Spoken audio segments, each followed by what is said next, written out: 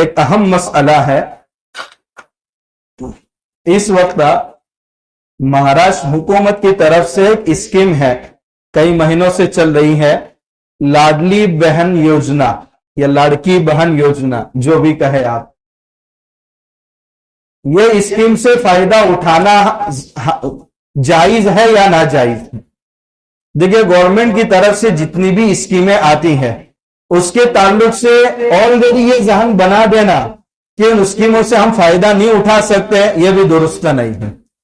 اور یہ بھی ذہن بنا دینا کہ ساری اسکیموں سے فائدہ اٹھا سکتے ہیں، یہ بھی درست نہیں ہے، بلکہ اعتدال والا راستہ ہے. اسکیم سے فائدہ اٹھانے کے لیے آپ کو حکومت کی طرف سے جاری کردہ جو بھی فارم ہوتا ہے اس کو فل کرنا ہوتا ہے. اس میں جو کنڈیشنز ہوتی ہے، اگر وہ کنڈیشنز ہمارے اندر پائی جاتی ہے تو ہی ہم صحیح معنوں میں وہ فارم فل کر کے اس اسکیم سے فائدہ اٹھا سکتے ہیں. اگر وہ شرائط ہماری مستورات کے اندر نہیں پائی جاتی تو پھر اس سے فائدہ اٹھانا ہمارے لیے جائز نہیں ہوتا. کیا شرائط ہے؟ اس میں سے چند شرطیں یہ ہے کہ اس اسکیم سے فائدہ اٹھانے کے لیے سب سے پہلی شرط یہ ہے کہ اس عورت کا مہاراشٹر کا ہونا ضروری ہے.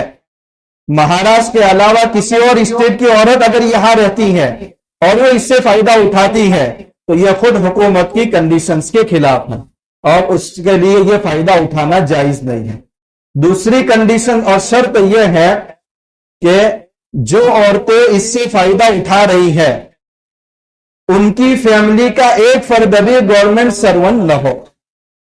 اگر ان کی فیملی کا ایک فرد گورنمنٹ سرونٹ ہے تو اس فیملی کی کوئی عورت اس یوجنا سے فائدہ نہیں اٹھا سکتی.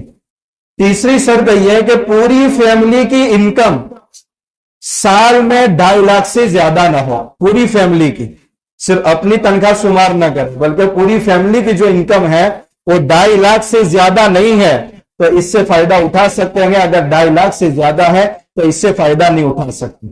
چوتھی شرط یہ ہے کہ اس فیملی کا کوئی بھی ممبر انکم ٹیکس پیئر نہ ہو.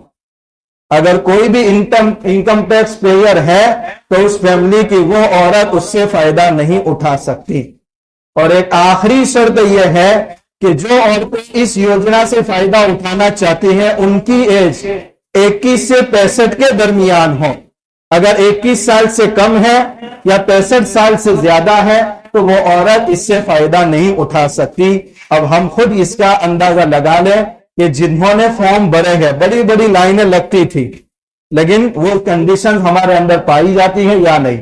بہت سارے حضرات 2 نمبر کا فارم بھرا لیتے ہیں، ڈیٹیلز ڈال دو، ٹیبل کے نیچے سے دیکھ لیں گے. لیکن یہ حرام آمدنی ہوتی ہے، اس سے فائدہ اٹھانا جائز نہیں ہوتا. کتنے 1500 روپے مل رہے ہیں، اس سے کیا فائدہ حاصل ہونے والا ہے؟ لیکن کل قیامت کے دن اللہ کے بارگاہ کی پکڑ سے ہم بچ جائے. تو ایک مسئلے کی وضاحت بھی ضرورت تھی. ایک صاحب نے توجہ دلائی، اللہ ان کو جزائے خیر عطا فرمائے، کہ مسئلہ سب کے سامنے آ گیا. اللہ تعالیٰ صحیح معنوں میں ان مسائل کو صحیح انداز سے جان کر عمل کرنے کی توفیق عطا فرمائے. وآخر دعوانا الحمدللہ رب العالمین.